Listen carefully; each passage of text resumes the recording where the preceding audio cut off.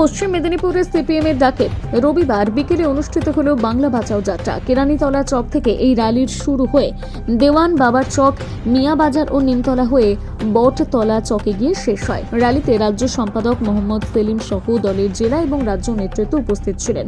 মিছিল শেষে বটতলা চকে এক সভার আয়োজন করা হয়, যেখানে বক্তব্য রাখেন মোহাম্মদ সেলিম। মন্দির মসজিদ নিয়ে নয়, রাজনীতি হোক মানুষের স্বার্থে স্লোগানকে সামনে রেখে আয়োজিত এই কর্মসূচিতে কেন্দ্র ও রাজ্য সরকারের নীতির বিরুদ্ধে তীব্র সমালোচনা করা হয়। সভায় মোহাম্মদ সেলিম বলেন, মানুষের রুটি রুজি, শিক্ষা, স্বাস্থ্য এবং গণতান্ত্রিক অধিকার আজ সবচেয়ে বড় প্রশ্ন।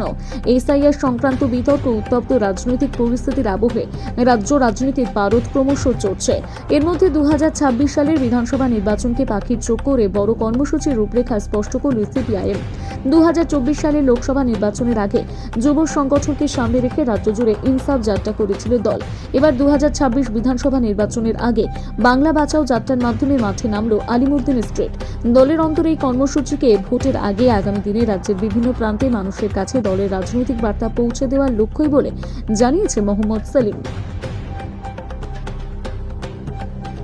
তৃণমূলের উন্নয়নের পাঁচালীর গাড়ি বেরোচ্ছে গ্রামে গ্রামে, আর এখন বিজেপিও বলছে আমরা তার দুর্নীতির পাঁচালী বার করবো গ্রামে।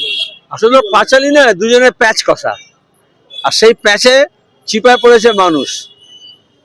যেমন প্যাচ কষে না স্ক্রুর, নাট বল্টুর, ভোটের আগে ওদের সব নাট বল্টু ঢেলে গেছে, সেজন্য প্যাচগুলোকে আবার নতুন করে কষছে। আসলে মানুষের শিক্ষার কথা, কাজের কথা, রোজগারের কথা, রুটি রুজির কথা, কৃষকের কথা, ফসলের দামের কথা, ধানের হোক, আলুর হোক, সারের কথা, সারের কালোবাজারির কথা, মজুরির কথা কে বলবে? 100 দিনের কাজের কথা কে বলবে? ওরা ধর্মীয় যে আবেগ আছে সেটাকে ব্যবহার করতে চায়। পশ্চিমবঙ্গে যেহেতু মন্দিরের নামে মমতা চেষ্টা করেছেন, বিজেপিও চেষ্টা করেছে, এখন যেহেতু লক্ষ্মী আমরা সাধারণভাবে গ্রহণ করে নিয়েছি আমাদের সমাজের মধ্যে, যখন এরা একটা লক্ষ্মী ছাড়ার দেশ বানাচ্ছে, তখন দাঁড়িয়ে নতুন করে এই পাঁচালী করছে। এই বিজেপি যখন তোমার গিয়ে উত্তরপ্রদেশে রাজনীতি করে, বিহারে রাজনীতি করে, তখন বলে হনুমান চালিসা। ওটা ওখানে এটা লক্ষ্মীর ব্যাপারও নয়, হনুমানের ব্যাপারও নয়। আসলে ধর্মীয় মোটিভকে ব্যবহার করা, চিহ্নকে ব্যবহার করা, মানুষের আবেগ দিয়ে খেলা করা। মালদা মুর্শিদাবাদের মতন জায়গায় যেখানে মানে নতুন করে হুমায়ুন, আইএসএফ, মিম তৈরি হয়েছে, তৃণমূল কি এটা নিয়ে কোনো নতুন কিছু খেলা খেলছে বলে? তৃণমূল বিজেপি দুজনেই খেলছে, কারণ ধর্মাশ্রিত রাজনীতির এই জন্য আমরা বিরোধী, এবং এই জায়গাটা তৈরি করে দিয়েছে মমতা ব্যানার্জির আরএসএস এর নির্দেশে। এখন এগুলো ক্রিয়া প্রতিক্রিয়া আছে। ধর্মাশ্রিত রাজনীতি হলে বাংলাদেশে আমরা দেখেছি কিরকম ঘটনা ঘটে, আমরা দেখেছি অন্যান্য দেশেও, আমাদের অন্যান্য রাজ্যেও, সেখানে একজন মানুষ আরেকজন মানুষের বিরুদ্ধে হিংসা লিপ্ত হচ্ছে, খুন করছে, মব লিঞ্চিং হচ্ছে, চেহারা নিয়ে, পোশাক নিয়ে, খোরাক নিয়ে, খাদ্য নিয়ে, মন্দির মসজিদ নিয়ে। তাহলে এই বিভাজনের রাজনীতির এটা একটা অঙ্গ। আমরা চাই হিন্দু মুসলমান নির্বিশেষে, জেলা নির্বিশেষে সব মানুষ একাট্টা হোক, তার কাজের অধিকার নিয়ে, তার স্বাস্থ্যের অধিকার নিয়ে, তার শিক্ষার অধিকার নিয়ে। আগামীকাল তো মৌসুম নূর আবার আবার কংগ্রেসে ফিরলেন। কংগ্রেস তো আপনাদের সঙ্গেই ছিল এর আগের বিধানসভায়, আবার কি কংগ্রেস আসতে পারে বা মৌসুম আসতে আবার আপনাদের সুবিধা হবে? আরে ভোটের মৌসুমে দল বদল হয়, এর মধ্যে বামপন্থীরা নেই। বামপন্থীর এত সহজ নয় রাতারাতি সিপিএম এ ঢুকে পড়া বা সিপিএম ছেড়ে চলে যাওয়া। কারণ নীতি নিয়ে যদি লড়াই হয় তাহলে কেউ রাতারাতি এরকম রং পাল্টাতে পারে না। কিন্তু এটা দিয়ে একটা বোঝা যাচ্ছে যে মালদা মুর্শিদাবাদের তৃণমূলের অবস্থা খুব খারাপ আছে। এই মৌসুম মানে তো আসলে মৌসুমি বায়ু যখন বয় তখন তো বুঝতে পারো তো যে ওটাকে বলে হাওয়া মোরগ থাকে না একটা উপরে, এটা বোঝা যায়। তো এটা দিয়ে বোঝা যাচ্ছে যে তৃণমূলের হাওয়া পাতলা হচ্ছে। মেজাটি পুলিশ পিটিয়ে তৃণমূল নেতা মুসা মোল্লা এখনো পর্যন্ত 36 ঘন্টা হয়ে গেল, এখনো অধরা।